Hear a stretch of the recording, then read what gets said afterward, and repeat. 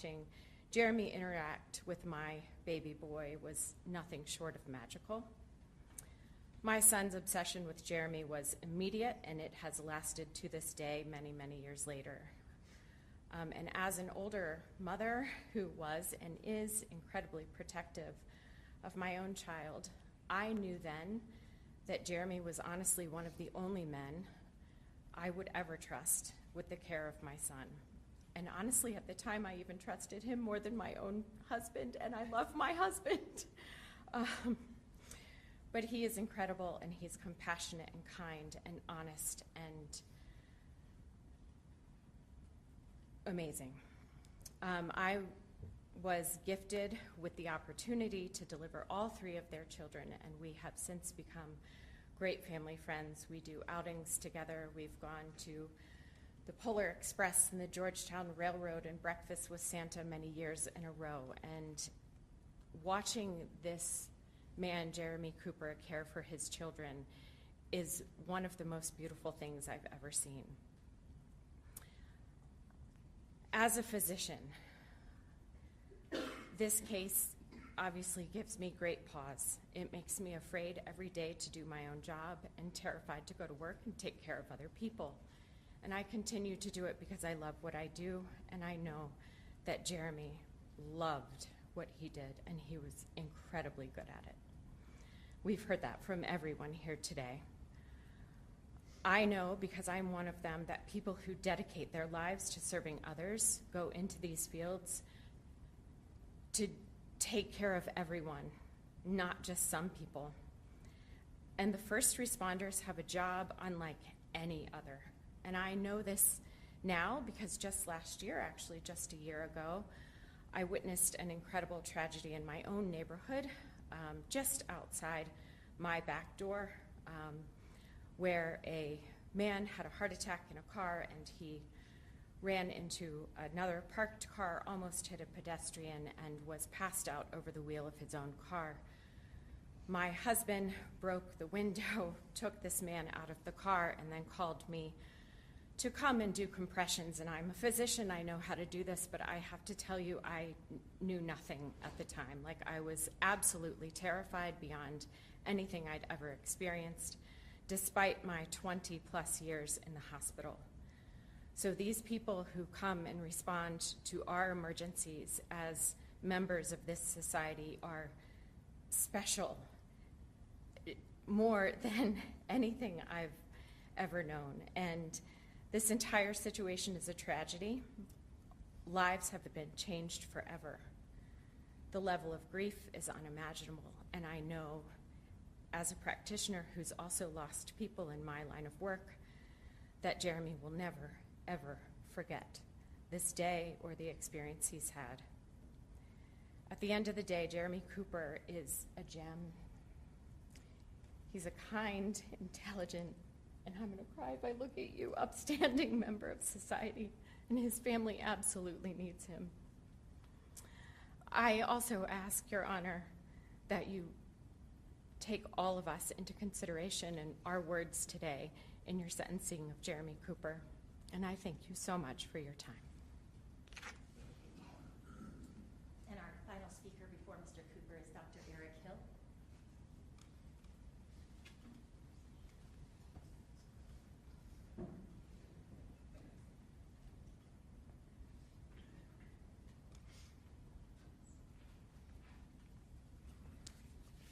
My name is Eric Hill, E-R-I-C-H-I-L-L. Good afternoon, Your Honor. My name is Dr. Eric Hill, and I'm the medical director for the Aurora EVS system. I'm here to speak to you today as you decide your decision on sentencing for Jeremy Cooper. The events of August 24th, 2019 had an absolutely terrible outcome, and the loss of Elijah McClain has been felt not just by his family and his friends, but by me and everyone in Aurora Fire Rescue, including Jeremy. I remember vividly being called about this case the following day, the morning of August 25th, and the numerous meetings that were had about this case over the following years. I want to speak to you about the very first meeting that I had with Jeremy and his crew to review this call. It had been several weeks since the call had occurred because I could not perform a review of the call during the investigation which left Jeremy and his crew waiting weeks to be able to discuss the call with me. The sentiment expressed by Jeremy in that review was that of being sick to his stomach, sick over how the call happened and what happened. The loss of a patient stays with you as a healthcare professional. All of them in that room showed nothing but concern for Elijah, confusion as to why his heart had stopped in the ambulance. Jeremy showed what every medical professional should: empathy and concern for their patient, a desire to understand what had happened so they can learn and apply those lessons to help future patients. In healthcare, sometimes patients can be harmed despite our best intentions. Our obligation is to our patients and to the public is to learn from these instances, improve, and take steps to try to reduce risk going forward. I discussed the system issues before, so I just wanted to briefly remind Your Honor of a couple of key points. In 2018, the EMS providers were given training on ketamine, which included alternative dosing strategies which were not approved by me and were not consistent with the protocols at the time. In 2019, there was no policy or guidance to define how or when EMS took control of a patient being restrained by police. In 2019, Excited Delirium was still extensively trained to both police and EMS professionals across this country with the goal of trying to prevent patient deaths. 4 years later, all of this has been resolved and no longer true. There is one thing that nearly everyone in reviewing this case had in common. We all knew the outcome before we reviewed the case. And that fact made all of us prone to hindsight bias. We reviewed the case knowing the outcome, which focuses our attention to many subtle things which are often not appreciated in real time. Every physician who gave their opinions on this case spent hours watching the videos, and despite all of that, the numerous physicians had very different opinions as to what was actually occurring. I said nearly everyone had that in common because Jeremy and his crew did not know that final outcome, and they had mere minutes to figure out a very complex medical condition that was ongoing. Paramedics are trained to look for patterns in patient presentations because they often don't have the full picture. It helps them determine a treatment course. And within the first minute of walking up on that call, the presentation was for someone who could have excited delirium, which he'd been trained was life-threatening if he does not rapidly intervene. Unfortunately, many of the things in the subsequent minutes afterwards he was seeing and hearing supported that conclusion, and very little did not. Had Jeremy walked up 5 minutes sooner to hear Elijah speaking coherently, none of us would be here today. I recall the prosecution asserting the paramedic's decision to use ketamine was to get rid of a problem that night, but nothing could be further from the truth.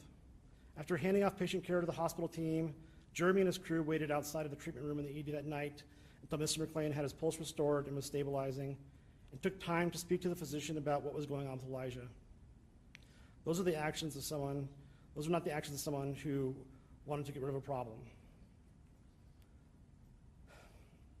Over the last 3 to 4 years since this case, I've had the chance to get to know Jeremy. His character has been spoken to by many others today, but I want to share something that has been said to me several times now by him. He's expressed a desire several times to teach the lessons learned from this night, to share his story with others and first responders and EMS everywhere. And that's despite all this going around him, he's thinking of others and he just wants to help. I hope Your Honor can appreciate that Jeremy Cooper was acting with good intentions that night to try to render care in a very difficult environment. His actions were guided by what he believed was the appropriate care for him and nothing else, and that you will show leniency in your sentencing with him. Thank you. Judge, if the court will now hear from Jeremy.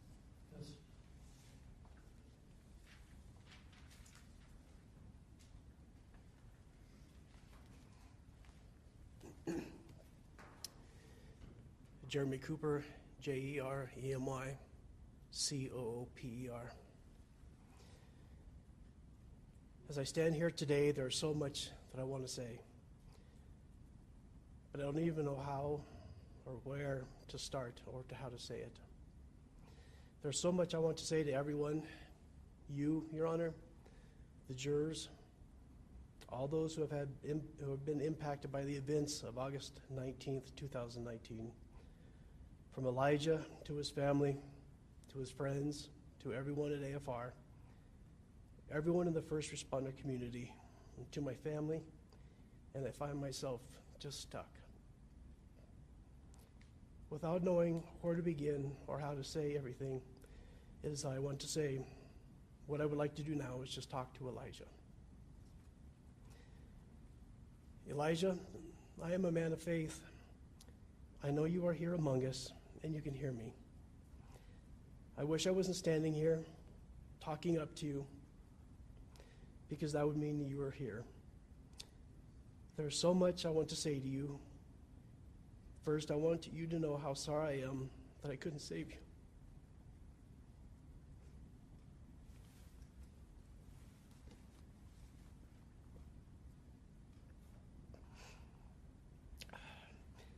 How beyond and forever devastated I am that I didn't get to hear your last words.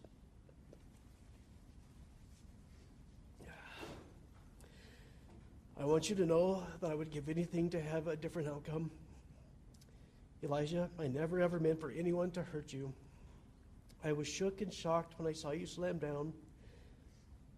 I just wanted the ambulance to get there. I wanted to take over your care, and I was scared. I believed you needed immediate medical attention. I wanted to calm the situation down. I wanted my presence to be enough, and my training and my skills to be enough. I am so sorry collectively that we all failed you. If I could go back, if I could know more, if I could do things differently, God, how I would. Knowing everything I know, I just find myself sick, wanting to wake up from this nightmare.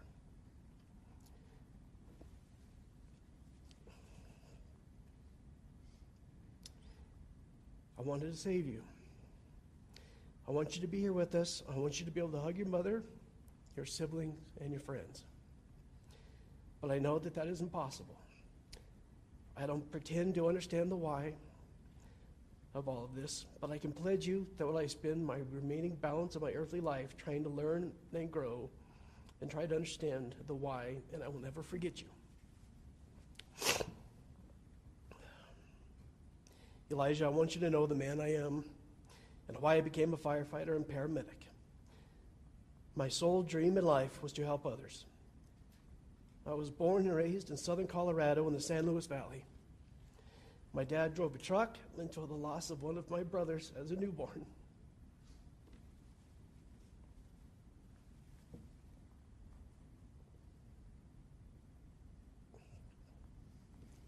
And other medical problems sent him to go to med school. He became a physician's assistant. He practiced medicine for over 25 years, and he was also a volunteer fireman. My mother was a dental assistant, and then a stay-at-home mom. I was the oldest of 5 kids, 4 boys, and 1 girl in my family. I have worked in some form or fashion since I was in grade school, doing everything from farming jobs, mowing yards, being a gas station attendant, working in a lumberyard, and even setting gravestones. In 1996, I took an EMT class with a college buddy and fell in love with the work. I worked at the local hospital-based ambulance company and volunteered with the fire department for 7 or 8 years on graveyard shifts in an emergency room on the ambulance. In order to earn my paramedic license, some coworkers and I drove 2 hours each way, 3 days a week to go to medic school. Because I was the closest town at that time that offered the paramedic program, and I was still working full-time. In 2002, I was lucky enough to be hired on with the Aurora Fire Department. While working with the Aurora Fire Department, I had the privilege to work on 2 of the busiest engines for over 18 years. Although these shifts were incredibly busy and often led to sleepless nights and thousands of calls a year, it was fulfilling. I loved it. I was able to work for and for some of the best crews. I was able to push myself to better myself by working alongside the best for so many years. I was a field instructor for paramedics for 15 years. I was on the hazmat team and a tox medic for 15 years. I taught EMT basic and medic courses at Swedish Medical and Red Rocks Community College for 10 years. With the Aurora Fire Department, I was fortunate enough to be recognized by my peers for several awards. I was given the Distinguished Service Medal, 4 Emergency Operation Awards, a 2000 Flood Campaign Award, the 2012 Aurora Theater Shooting Award, Community Service Awards, and multiple Phoenix Awards. And through all these years, I never once had a complaint from a patient, a patient's family, or a community member. This is my core, and this is who I am. I've always strived to help everyone and everybody, to treat every person with care and compassion. I've never cared about the color of someone's skin, their religion or non-religion, their culture, their sexual identification, their gender, or their socioeconomic status. I chose to stay in Battalion 1 because this is the community I loved. It's where I went to church, and it's where I volunteered.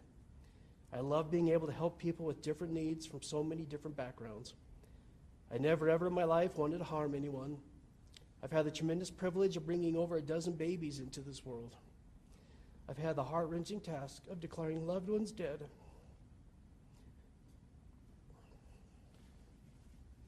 Or trying to save a loved one right next to the one I couldn't help. I live with these deaths. Some patients stick in my heart, and they had more than others.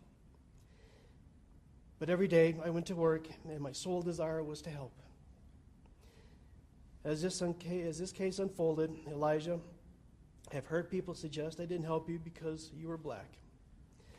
My God, that couldn't be further from the truth. It makes me sick to even think this. On this night, as I arrived on the scene, I believe I did what my training required. I thought I was helping you. It never entered my mind the color of your skin. It never entered my mind that by standing by your side, watching you while I waited for the ambulance and giving you ketamine, that I would hurt you. All I wanted to do was help. I will live with these decisions of this night, and I will live with your soul in my heart for the rest of my life. You are one of those patients that will be with me forever.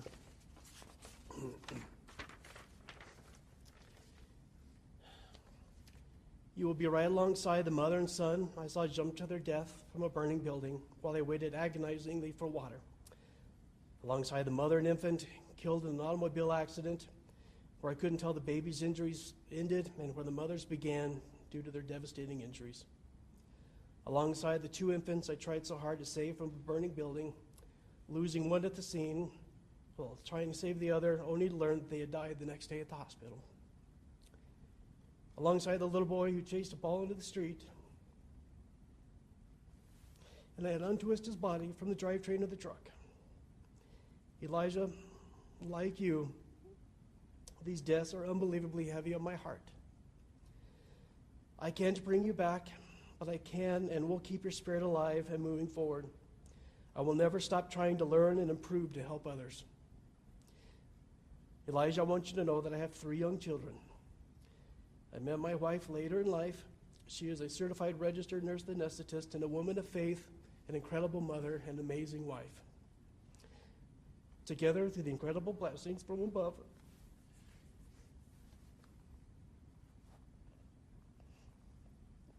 and the miracle and science of IVF, in our 40s, we welcomed 3 kids into the world. We, as a family, tried to get back to our community, to love and care for all. We volunteered, we chose professions of service. We raised our kids to be the best they can be and to always help others and to be kind. Elijah, everyone talks about you, talks about your gentleness, your forgiving nature, your kindness, and your love to your fellow people. I believe you are exactly the same type of person as I believe myself to be. I would have loved to have known you. I would have loved to be able to talk to you in person right now, but I know I can't. What I can do is continue to talk to you in my prayers. I will give my life trying to honor your spirit. I will do my best to try to unite our communities, to try and to continue to help and serve my fellow beings and try to spread love and light, not division and hate. My children will always know your name. I vow to spread kindness and generosity in your honor. With every simple wave, every hello, every person I've had the privilege to serve for the remainder of my life here on earth, I want to bring peace, harmony, compassion, and caring, and do this in your memory. Finally, when the time is right, I want to walk alongside those who loved you and hear more of your stories and how sorry I am for them as well. I want to bring our communities together. I want you to work to fix all the broken pieces of a system that went wrong on the night we met and be a part of change moving forward. I thank you. Thank you, sir.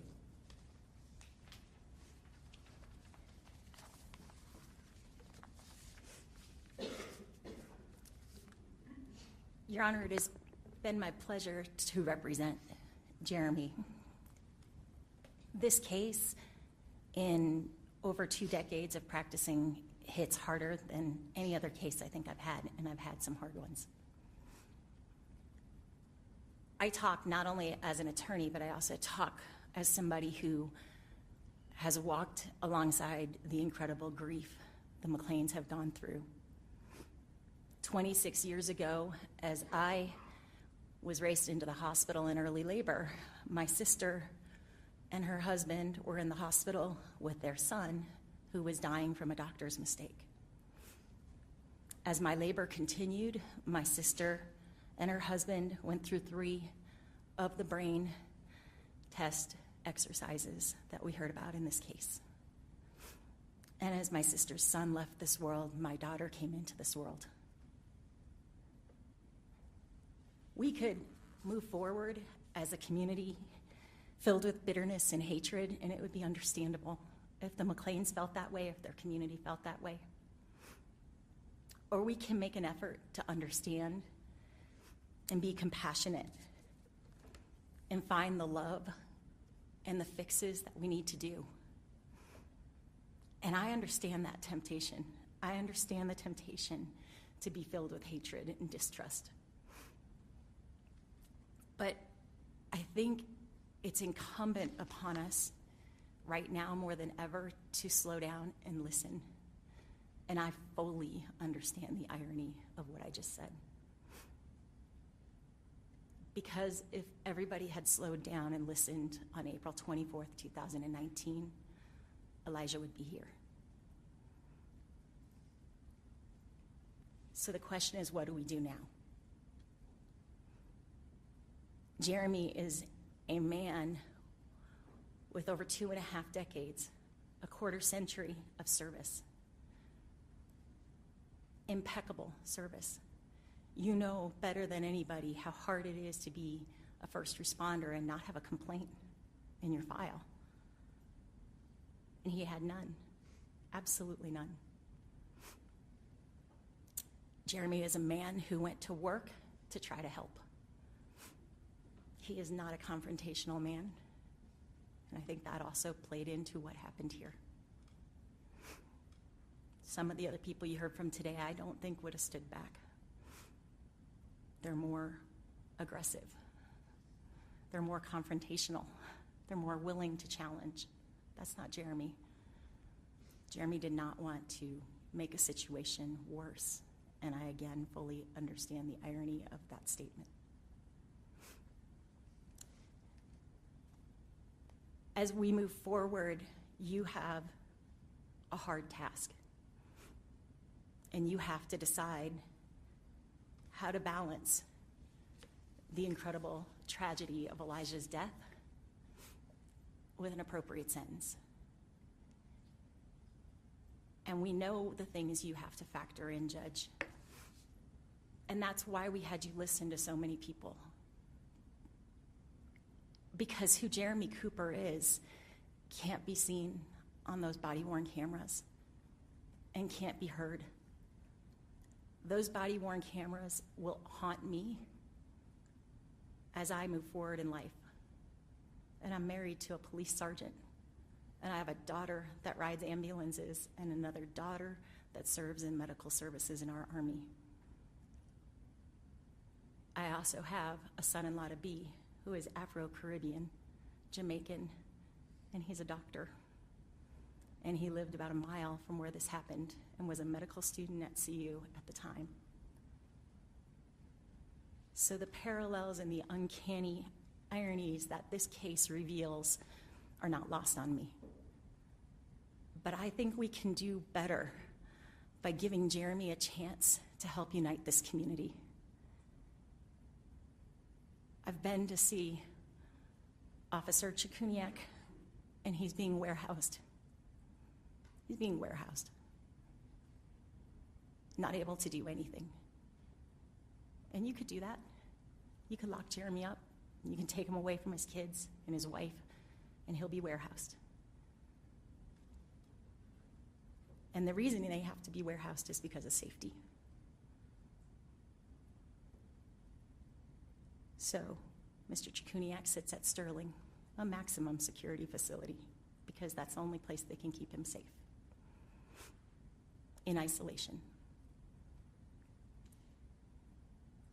Jeremy Cooper could be in the community, and I challenge you to do the hard thing. Put him back in this community. Have him do community service that starts to unite and heal. Have him do the teachings that need to be done so no other fireman, no other paramedic, and no other Elijah McClain are in this situation ever again. Help him unite this community. He can do it in so many ways, and there are so many programs. He will never be a practicing paramedic. He will never be a practicing fireman again. But he has a lot to offer to fix what went wrong this night. His character is impeccable. This is a Class 5, non-violent, non-enhanced felony, and it's the only time he has been in the criminal justice system or the traffic system. He comes before you with the lowest LSI score I've ever seen. He presents no risk of harm to anyone else. So, Judge, I would ask you to be courageous and to give him probation and to give him meaningful community service. And I will make sure it happens. And whether we get parks named in Elijah's name and he cleans them, whether he teaches other young paramedics, whether he volunteers at the Ministry Alliance or the NAACP, whether he volunteers at the Ronald McDonald House, it can be meaningful. And I want to underscore one thing to everybody in this room. Jeremy has never, ever used this opportunity for himself. And I know, Judge, you have read the letters we've submitted, and you know Jeremy comes from a diverse family. So to have people accuse him of the... I'm sorry, our electronic devices need to be off in the courtroom. Certainly. To have somebody suggest that he took action or inaction because of the color of somebody's skin hurt more than anybody can ever imagine. And that's why those letters were given to you. Thank you for your time and your tolerance and for listening. Thank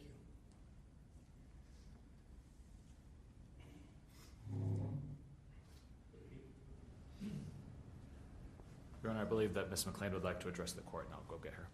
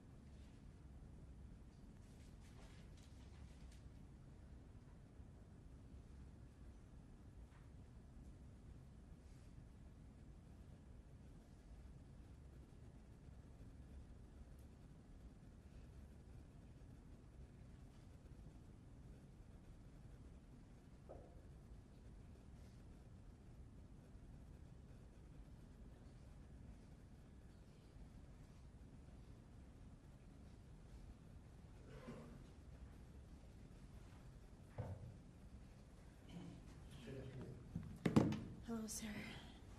Excuse me real quick while I adjust the microphone. Hello again, Judge Warner. Thank you for this opportunity to speak here today for my son, Elijah McClain's justice and his legacy. I am Elijah's mother and his present parent. I have stated this on numerous occasions because it is the truth. First, to address the previous comments. No one can say that they have a similarity to my son's murder if their son was not murdered by killer cops and firefighters. Where was the fire that night? Where was the fire emergency? Jeremy Cooper was a threat to my son and an accomplice to my son's murder on August 24th, 2019. We are not the same. Do not say anything to me or mention my son's name in my presence while you enable and support an evil, careless legacy of a delusional mindset. You cannot evoke my son's name to absolve you of your own sinful nature. You betray yourself and your attempts to disrespect me here today, like Jeremy Cooper's disrespectful lawyer. It all shows your culture will not change because you find no fault in your actions. Never forget, your people in your community has an unlawful beginning in my community. When the opportunity presents itself, a person's thoughts, words, and actions will always show the beast in that man. The lack of humanity in your comments are not a surprise at all. Eternal shame on you all. When I repeatedly looked at the videos of my son's murder by Aurora, Colorado's hired hands, I wondered why no one took the time to look within themselves to do the right thing. Instead, everyone there the night my son was murdered looked outside of themselves in order to follow the directions or inactions of others. No one looked within themselves to hear what my son was actually saying. Instead, they looked outside of themselves and committed their souls to the evil actions that caused my son's murder. Everyone there the night my son was murdered eagerly rushed down the road of corruption by their own egos and ignorance. They all failed the city of Aurora and every member in the communities of Colorado. I wondered what I would say today because I have already said so much.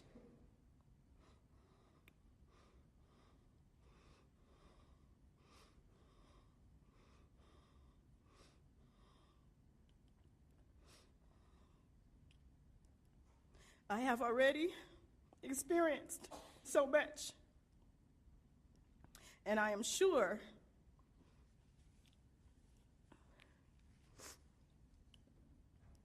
I still have much more to endure for my son, Elijah McClain, to rest in his power. Jeremy Cooper is the person that injected my son with the lethal dose of ketamine while my son laid on the ground unconscious from the brutal attacks of a bully with a badge. Jeremy Cooper followed the crowd of cowards and displayed his immorality through the lens of his own cluelessness. Before Jeremy Cooper injected the drug ketamine into my son's unconscious body, Jeremy Cooper did what he felt was best. He did nothing. Jeremy Cooper did not check for my son's pulse. Jeremy Cooper did not conduct a thorough examination to see if my son was breathing normally. Jeremy Cooper did not interact with my son or ask my son how he was doing under the weight of a monster. Jeremy Cooper was there for more than several minutes before my son said his last breaths. Jeremy Cooper heard my son talking and was there for my son's last words. But Jeremy Cooper just stood there like a drug dealer waiting for his sale. When did firefighters become drug dealers who are paid by the city governments to forcibly cause an unwanted overdose? Nothing Jeremy Cooper can say will bring back my son or remove my son's blood from his hands. I have seen nothing in Cooper that shows he regrets his actions, from his lies on video and his attempts to cover up being an accomplice to my son's murder to the lack of guilt in his eyes. The trials have been exhausting, but worth it, because I stand here for truth.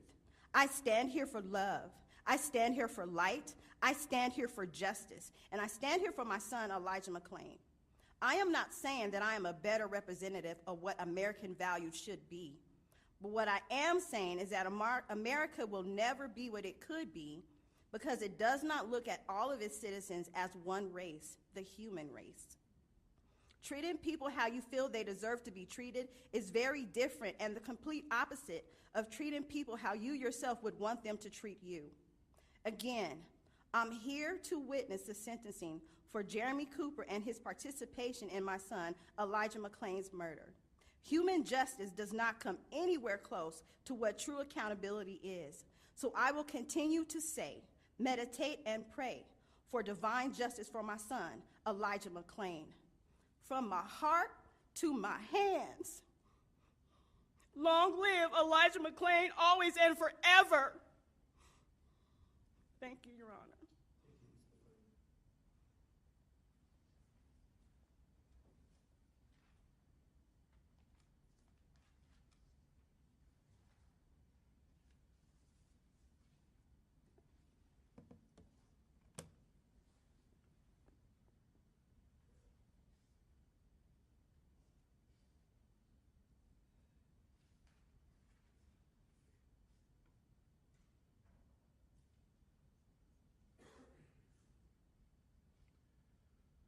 The life of Elijah McClain mattered.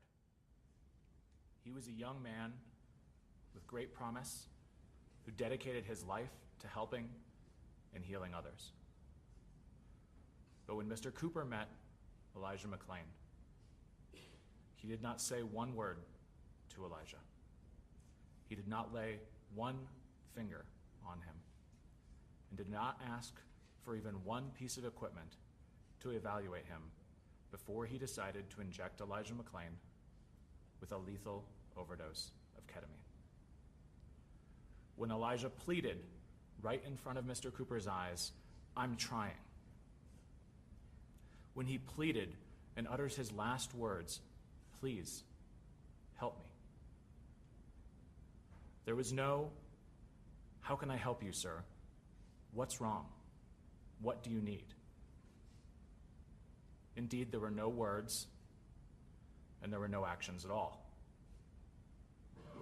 In short, the defendant treated Elijah with callousness and indifference, and his actions killed Elijah McClain.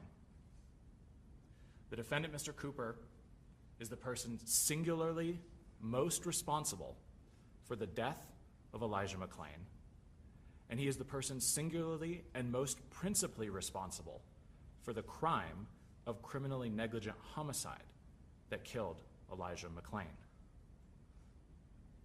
Mr. Rodema may have more moral culpability for the force and the excessive pain techniques, the conviction for third-degree assault. Mr. Chikuniak may have greater legal culpability for the extra offense of second-degree assault and the fact that he admitted on the stand that he knew 500 milligrams was too much under their protocol. But Mr. Cooper has the highest legal culpability, principal, primary responsibility for the death of Elijah McClain and the series of choices that led to that result. For there to be real accountability in this case, the court's sentence needs to reflect the fact that Mr. Cooper is the most responsible for killing Elijah McClain. I want to talk briefly with Your Honor first about the life of Elijah McClain and why it mattered. Second, about why Mr. Cooper has primary and principal responsibility for Elijah's death, and what accountability means and what that means for the sentence in this case.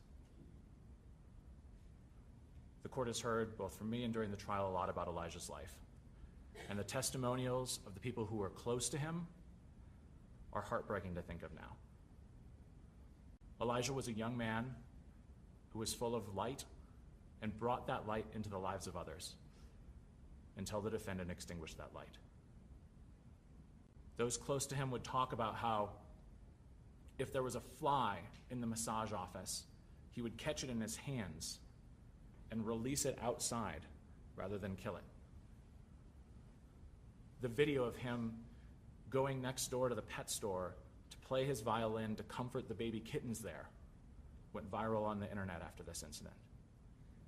He worked and put himself through hundreds of hours to become a licensed massage therapist so that he could help and heal people with his work. His grateful attitude towards life and towards his fellow members of the human race was evident in his defining characteristic, and it appeared even in this trial. Even going that night that he was killed to buy iced tea, he gave his signature gratitude bow to thank the clerk who rang him up.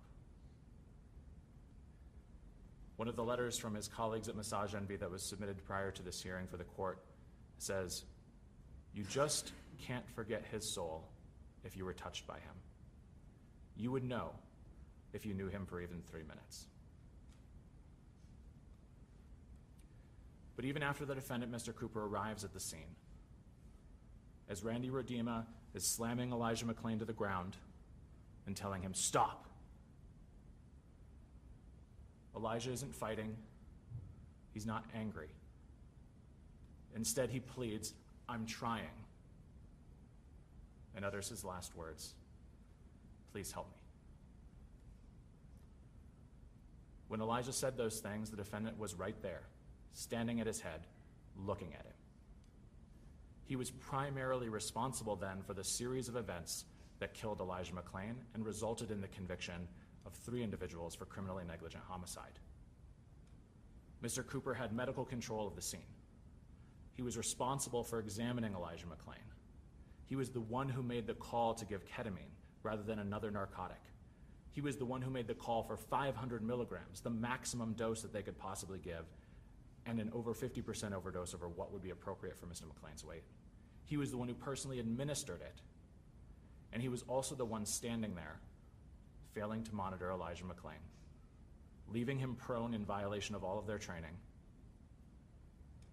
and left him untouched and unmonitored for 6 minutes, until finally, they first check Elijah's pulse to find out he has none. The first time the defendant did anything that actually could have helped Mr. McClain, he was already dead. All of those crucial decisions, not initially checking for Mr. McClain's pulse, not asking him a single question after learning that he speaks English, and not conducting any sort of physical examination, all the way through the wrong decision to administer any ketamine. That even Dr. Hill just mentions, if they'd talked to him and he was coherent, they would have known that they shouldn't have given him any ketamine. Just ask him some questions after you find out he speaks English. Those decisions, to be indifferent to what was happening to Elijah McClain and to make no effort to determine what was happening to him before deciding to max out an overdose of ketamine, 500 milligrams, the most they could give, is why he has primary, in a legal sense, principal responsibility for Elijah McClain's death. And that relates directly to accountability and sentencing. I think it's important that everybody recognize and thank everyone who's appeared on behalf of Mr. Cooper and shared their heartfelt experiences with him. That history that he has of service and even heroism are real, and they're important for everybody to acknowledge, even the prosecution. That past history of service, though, makes it all the more tragic that the hero of another's story is the villain of Elijah McClain's. Mr. Cooper is not being sentenced for his life, but instead for his choices and actions on August 24th, 2019. Those choices had real and terrible consequences. Overwhelmingly, the worst of those being the death of Elijah McClain, a 23-year-old young man who was just walking home from buying iced tea. But another consequence of those choices and actions is the conviction in this case and the sentence that will result. And that sentence needs to reflect the seriousness of the choices and the seriousness and horror of the consequences that resulted. A sentence to incarceration in this case is not a sentence about hatred or anger, as Ms. Beggin implies. The people, the court, indeed all of us, should proceed with respect and even love for every other human being and every defendant who appears in these courts. But respect and love for each other and for defendants does not mean that serious crimes go without serious consequences. Holding that duality in our minds is hard. It goes against our basic instincts to categorize people as either good or as evil. But one of the greatest dangers in our society is not what we think of as pure evil, but it is often the indifference of otherwise good men. A sentence of incarceration is a recognition of the seriousness of the offense and the horrible loss that it caused for the McClain family and for Elijah's friends, colleagues, and for his community. It is also, frankly, a recognition of the lack of personal accountability that Mr. Cooper has shown. He has shown true remorse over the death of Elijah McClain, but not a word during the trial or here today about how he was responsible in taking actions that went against his training, that went against basic understanding of what one human being should do to another, and that caused Elijah McClain's death. Instead, Your Honor, frankly, and especially during the trial, what we heard was dissembling.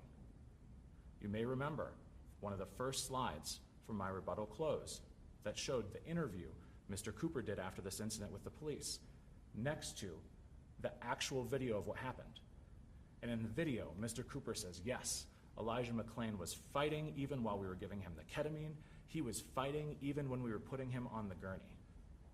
When side by side with that, you can see the footage of Elijah McClain somnolent, unmoving, in terrible medical shape, the furthest that you could possibly be from fighting. He makes the false claim that he did check for Elijah McClain's pulse prior to administering ketamine, when he places 4 fingers on his shoulder blade. When his own expert says that to a reasonable degree of professional certainty, as a fire medic and a chief, that there's no way you could take somebody's pulse in that scenario. In his interview, he says that Elijah McClain was fighting so violently that he was trying to crawl away up the embankment.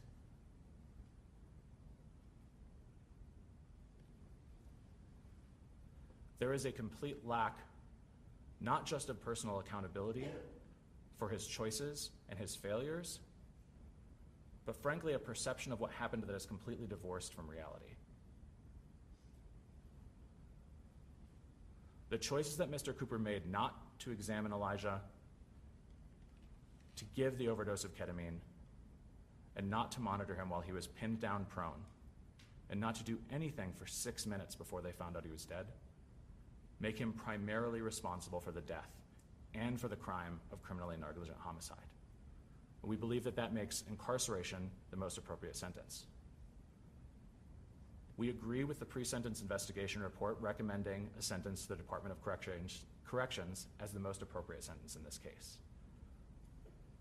If the court is inclined to consider a sentence to work release, like the court previously did in Mr. Redeema's case, you have the legal authority to order up to 2 years of work release as part of probation under 18-1.3-207 sub 1, as discussed in our sentencing memorandum. Given primary responsibility for Mr. McClain's death, and given his principal role in the crime of criminally negligent homicide, any such work release sentence should be at the higher end of that range to reflect his level of responsibility and accountability for these offenses. Mr. Cooper is principally responsible for failing to assess Mr. McClain by failing to ask him a single question, lay a single finger on him, or use any equipment to monitor his medical condition. He is principally responsible for the wrong choice of choosing to give any ketamine to a young man who was in medical distress, but was clearly not excited or delirious in any way. He is principally responsible for the amount of ketamine that was given.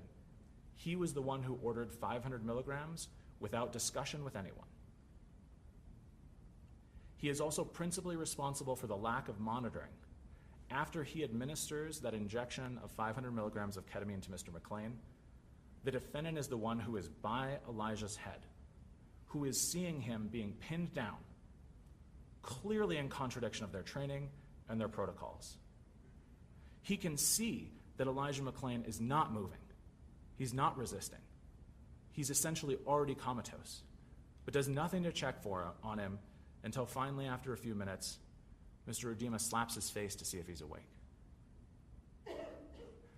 He's primarily responsible then for ordering him moved to the gurney, but then when he does that, he continues not to evaluate or monitor Mr. McClain. Indeed, in his statement, he says that Elijah McClain is still fighting. I'm sure the court has those images of Elijah McClain flopping back like a dead fish onto the gurney, just like the rest of us do. He wasn't fighting. And the defendant, Mr. Cooper, is primarily and principally responsible for the fact that the first time anyone even tries to take Elijah McClain's pulse is 6 minutes after they've given him a massive overdose of ketamine at this defendant's request. And when they first take his pulse, they find out he has none. The first time they do anything for him, he's already dead. Because of that primary responsibility for Elijah McClain's death, Mr. Cooper also needs to have primary accountability. Elijah McClain was a young man walking home from buying iced tea. With his last words, he begged Jeremy Cooper, "I'm trying. Please help me." But instead of the help that he was pleading for, Elijah McClain got a massive overdose of ketamine, and this defendant left him there, prone, with no assistance, until he died. And that's why the court should sentence Mr. Cooper to a sentence of incarceration that reflects his primary responsibility for the criminally negligent homicide of Elijah McClain.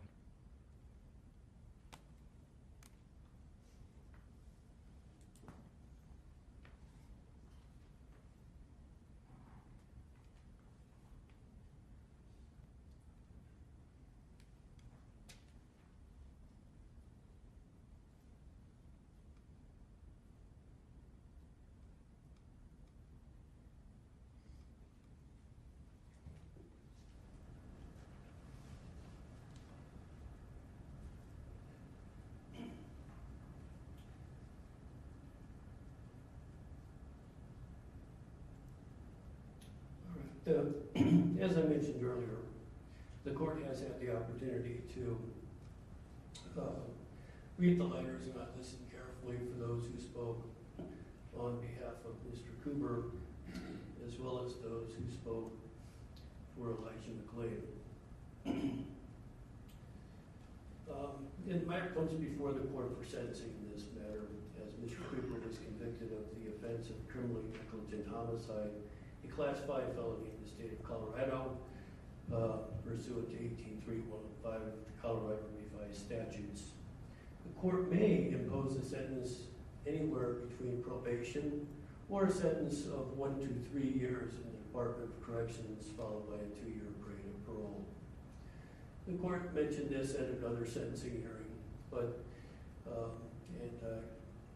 I think it was mentioned here during the sentencing arguments that criminally negligent homicide is not considered a crime of violence by the Department of Corrections. So the truth in sentencing is that one who goes to the Department of Corrections is eligible for parole after serving approximately 37% of that sentence, and eligible for a sentence to a community-based sentence even sooner. So the court has taken all that into consideration. Mr. Cooper, you have 49 days within which to appeal for conviction. If sentenced to incarceration, you have 126 days within which to request a modification of your sentence. You do have the right to be represented by counsel for the purposes of your appeal. And if you were found to be indigent, the court could appoint counsel to represent you in that appeal. I don't intend to reiterate the evidence that was presented at the trial. Suffice it to say that the body cam videos were painful to watch. And here, the court doesn't find, and the jury didn't find from the evidence that Mr. Cooper purposely gave Elijah McClain the overdose of ketamine.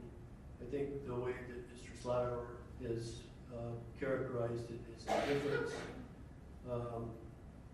The court sees it based upon the verdict of the jury as negligence.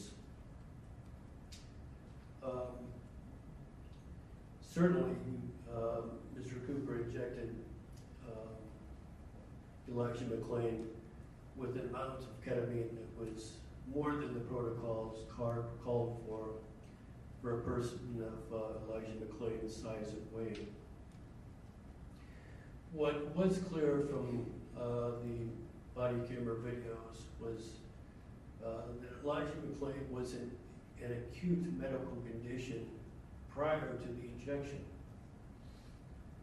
And as was mentioned, the life of Elijah McClain mattered and matters.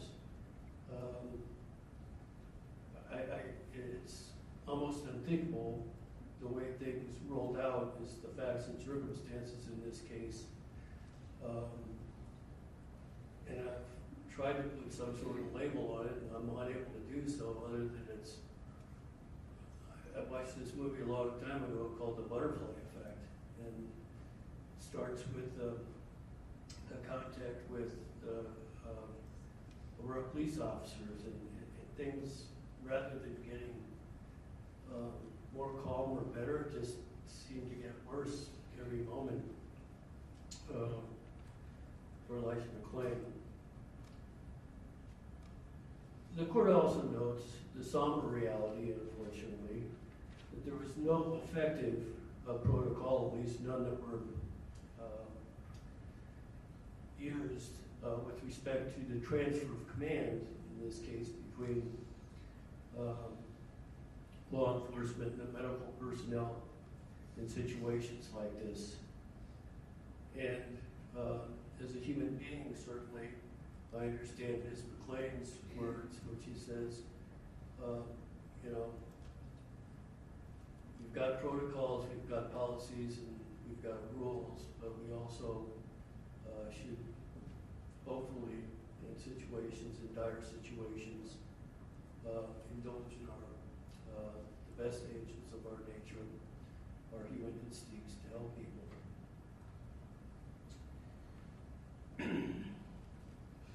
Certainly, Mr. Cooper was at the scene for a sufficient amount of time to have intervened.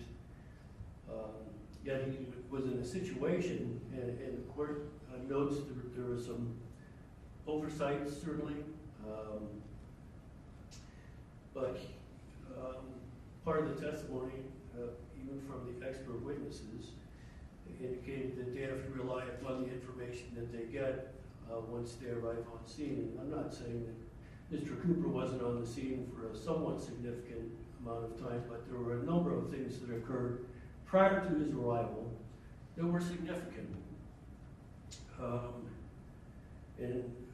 He was in a situation where he was obliged to rely upon the information relayed to him by really the only witnesses that were there, and those were the law enforcement personnel. That information that was relayed was clearly deficient. The court has to look at the nature and the elements of the offense. The court notes that the jury verdict did not reflect that Mr. Cooper's actions were performed after deliberation, intentionally, knowingly, or even recklessly. The verdict reflects the jury found that Mr. Cooper failed to perceive the substantial and unjustifiable risk that Elijah McClain would die, and in doing so, grossly deviated from the standard of care that a person would employ in this situation. The character and rehabilitative potential of the offender. Here, based upon what I've heard today from the friends and family of Mr. Cooper, and again, there were scores of letters, I have no doubt that Mr. Cooper's general character is of a good quality. The court, based upon the overall circumstances, finds that the rehabilitative potential to really be largely irrelevant in this situation. There were aggravating circumstances, and some of them were articulated by Mr. Slaughter, and certainly an aggravating circumstance in any sort of crime or offense is the death of an individual who really fell into a situation that was no fault of his own. The mitigating circumstances the court must look at include, the court does believe that Mr. Cooper is contrite. He has no criminal history. This is his first brush with the justice system. And further, that he has dedicated his life to helping other people, but those efforts weren't terribly apparent on the night of August 24th. The statutory factors the court must look to are in 18-1102.5 of the Colorado Revised Statutes. That's to punish a convicted offender by assuring the imposition of a sentence that's deserved in relation to the seriousness of the offense. Under subsection B of that same statute, it recognizes that part of these goals are to assure the fair and consistent treatment of all convictors, all folks convicted by eliminating unjustified disparity in sentencing and providing fair warning of the nature of the sentence to be imposed and establishing fair procedures for the imposition of sentences. Interestingly, in the court, the Department of Corrections used to, in their yearly reports, kind of have a nice published handout, I suppose, for the legislators so they could figure out what was going on. But I always took a look at it before I imposed a sentence. Unfortunately, they've kind of lumped a whole bunch of offenses together. It's not much of a help for a judicial officer to try to find sentences in similar situations. I did my best. And in 2023, there were a couple sentences handed out for criminally negligent homicide in the state of Colorado. In Montezuma County, there was a case where it was a gentleman who was hunting and shot and killed another hunter who was sentenced to 90 days in jail. Another hunter with a bow this time in Garfield County, he was sentenced to 6 months in the county jail. Going back a few decades, and we discussed this case during the trial, Nathan Hall, as I believe what his name was, and that was in Summit County. He was an expert skier who was out of control and killed another skier while he had alcohol and marijuana in his system. He was sentenced to 90 days in jail. With, I suppose, some irony, a law enforcement officer, and I'm forgetting his name, it's Eduardo Landeros, was, I don't know if he's a rookie, but he's mighty close to it, a police officer who was responding to a non-emergency call in the evening in a relatively busy neighborhood, going nearly 100 miles an hour with no lights and no siren, that ended in the death of an individual who had nothing to do with the call. Mr. Landeros was sentenced to a year and a half in the Colorado Department of Corrections. The next one is somewhat shocking to the court. And it's, I suppose there are a few parallels, but the situation in this case was a physician, Dr. Kim, who his patient was put under anesthesia for a cosmetic surgery.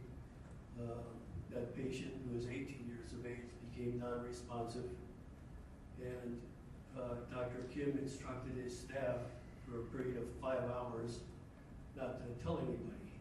Eventually, after 5 hours, Dr. Kim figured out somebody better be called so this young woman could be taken to the emergency room, where she lived in a vegetative state for a period of time before she died.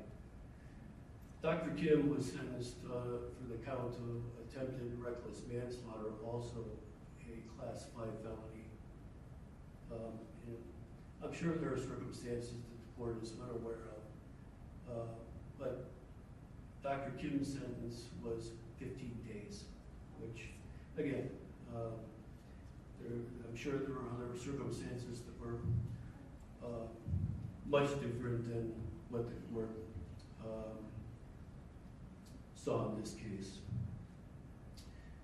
Under C, to prevent and promote respect for the law by providing effective deterrence to others who are likely to commit similar offenses. And I'll take that into consideration. There's certainly some relevance.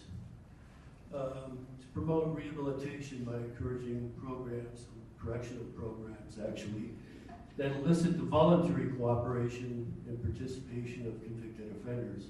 As the court mentioned earlier, the court does not see rehabilitation really as an issue in this case. E, to select a sentence length, and a level of supervision that addresses the offender's individualized or individual characteristics and reduces the potential that the offender will engage in criminal conduct after completing the sentence. Here, looking at the individual characteristics of Mr. Cooper, the court would find that the potential for future criminal conduct is really not a factor the court needs to consider in this case. The next factor, under subsection F, to promote acceptance of responsibility and accountability by offenders, and to provide restoration and healing for victims and the community, while attempting to reduce recidivism, which again the court does not see as an issue here. But other than recidivism, there are factors in subsection F that the court must weigh and consider in this case.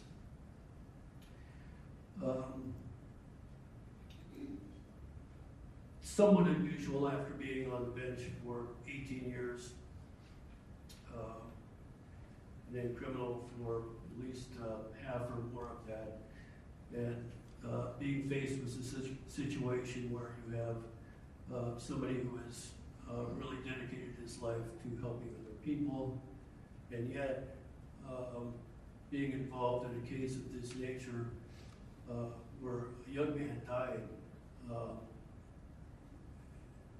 for really no reason. And at least from the courts listening to the numerous experts from both sides who testified in this case, it occurs to the court that it didn't have to happen. It could have turned out much differently. In this case, the court, in weighing all of those factors, is going to impose the following sentence. The court's going to impose a 4-year probationary sentence. As a determined condition of that probationary sentence, Mr. Coop will serve 14 months in a work release program. He will complete 100 hours of useful public service. The court will stay the sentence in this case until June 7th. That should give Mr. Cooper plenty of time to make arrangements that, if possible, he will be able to continue his employment. That's going to be the sentence in the judgment of the court. Your Honor, we had discussed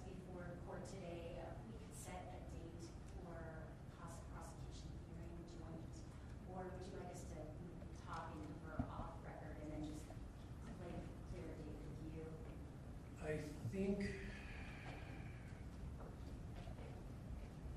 I'm in the process of changing my staff, I guess. So my preference would be, if possible, you could do the cost of prosecution hearing for both Mr. Kuniak and Mr. Cooper at the same time. That really makes sense to the court. My judicial assistant, who's assisting me now over in Broomfield, her name is Nicole. So I'm going to ask the council to try to collaborate and find a date, and then reach out to Ms. Nicole, and we can try to find a date that works for everybody. Okay, I got just one moment.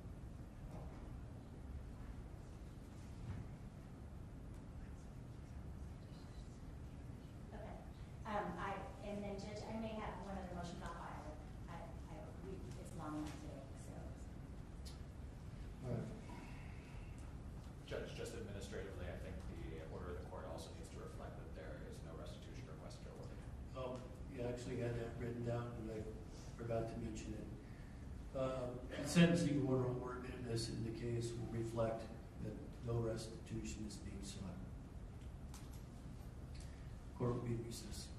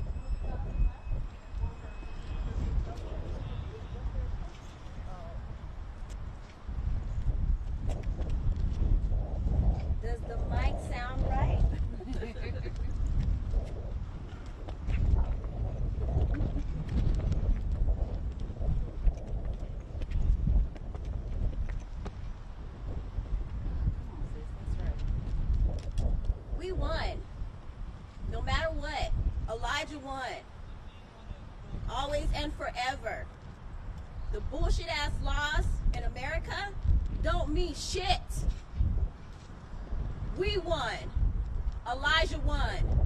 Elijah's legacy is forever, and their legacy is over.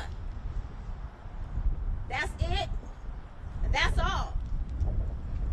America is full of hate.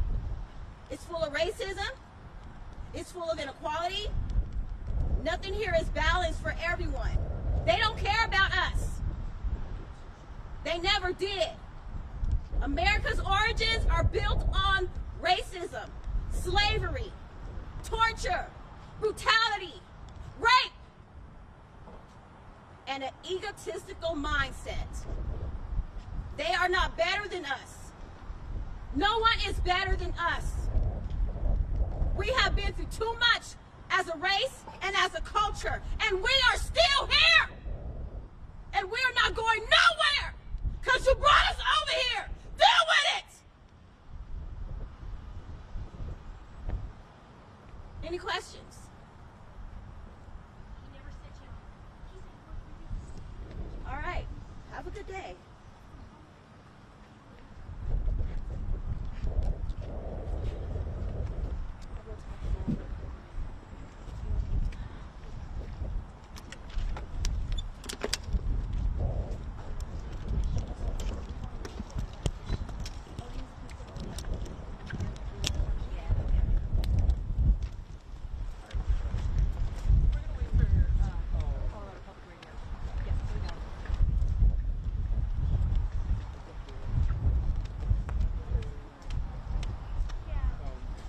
Good. It's over. This is done. You know what I'm saying? No matter what American states' laws or sentencing is, Elijah won. And they're a disgrace. Forever and eternity. Y'all still snapping pictures.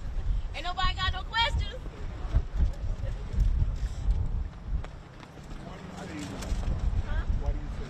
Because the truth is out there. They couldn't hide the truth. They tried.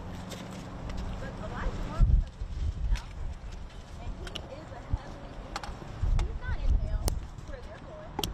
Elijah's in heaven with the Most High God. That's why I said that. Certainly, did you have any expectation going into this? Not a damn one. Not at all. You know? It all comes down to, you know, when you sit here and think about how the laws are in Colorado compared to the laws in other states, Colorado is very lenient on their own employees when it comes to their own crimes. So I wasn't expecting much at all. Nothing at all. I guess that's why I'm happy still. Ms. McClain, what's next for you in your cause? I don't know. Good question. I am working on my spirituality, you know, which has gotten me through all of this. But just doing everything I need to do to help myself continue with my life and continue to be a good parent to my children. Do you have any other legal recourse in this case? Good question. I'm thinking about that too. Perhaps a federal case, civil rights violation? Oh, ain't no federal case. Colorado ain't prosecuting nobody, as you can see. They didn't take up this case real. Something would have been said a long time ago. I don't know why people are in these offices with these jobs getting paid all this money to just sit there and do nothing. But that's what all of our tax dollars do. It makes sure that they can sit there in their self-righteous positions and do not a damn thing for us. How do you want your son to be remembered? I don't have, that's not up to me. That's up to my son. Elijah's legacy is not on nobody but Elijah. I am standing here as his mother to say that. It is not up to anybody to help other people remember his name. Elijah did that all by himself. Does today's sentence bring any closure? I know it's probation, but after 5 years of sentencing, it's the last of 3. I guess just how are you feeling? Does it bring any of that?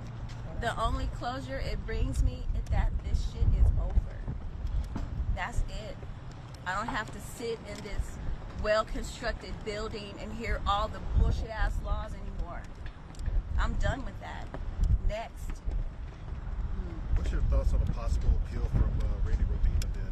I know you said you think it's closed right now, but Rodema still has an appeal filed out there. Who fucking cares? It don't matter. For eternity and forever, he will always be scum. It don't matter what he does. It doesn't matter what anybody else do to wipe the blood of my sons off their hands. It's already there, stained. So fuck them all. Fuck them all. What's next for you? I'm probably about to go do some housework. That's what's next for me. Back to my daily routine, you know. What is your daily routine? What does that even look like? I clean up a lot. I love cleaning up. I love organizing. It helps me to process the trauma. Form of therapy then, in other words, right? It is very good therapy, honestly. Metaphoric too, huh? In a way. Yep. Cleaning up. You know, that's what I do. I clean up. I'm a Scorpio. I transform. And I transform in positions where I need to be because things in this world need to transform. God put me here for a reason. Elijah was chosen before they targeted him. And I was called to this position because we have all been cultivated in this bullshit-ass environment. Long live Elijah. Elijah McClain.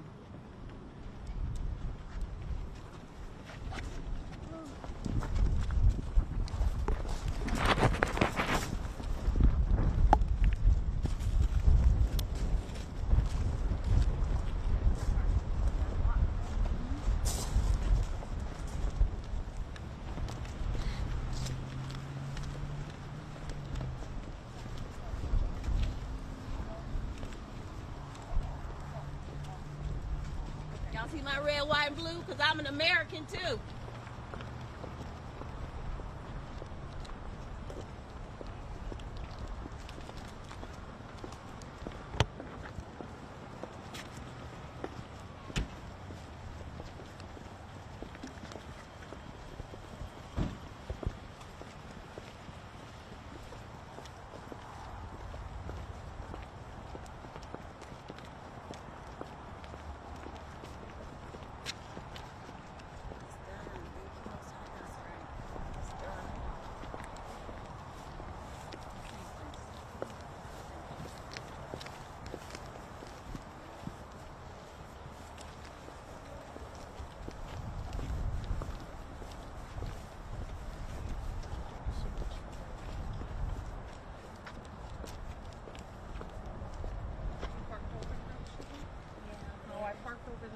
I thought you were going to be over there. Watch out for them stairs. Okay. Look at you. Oh, it's all good. You got yourself. I don't know. Where's your park?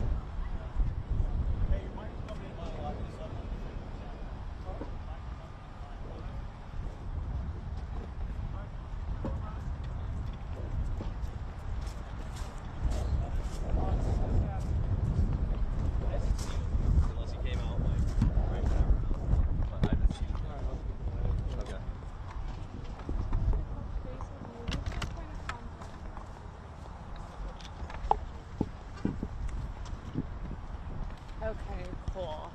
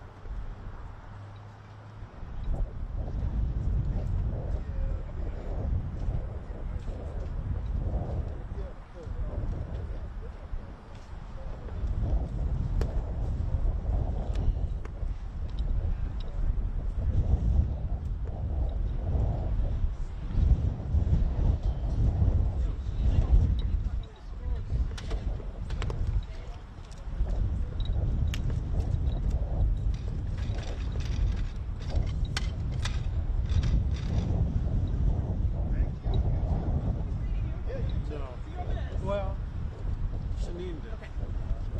We are in the 430. We're going to go through that stuff from here and front something for 4:35.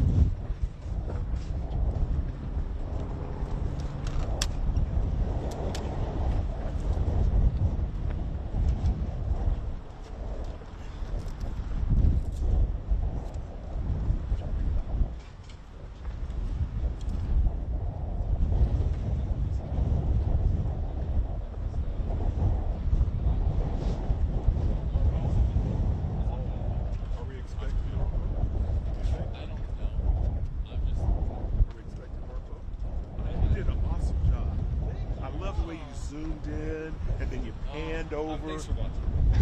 I watched the whole thing. Man, I had my popcorn. I was like, damn, look at that zoom.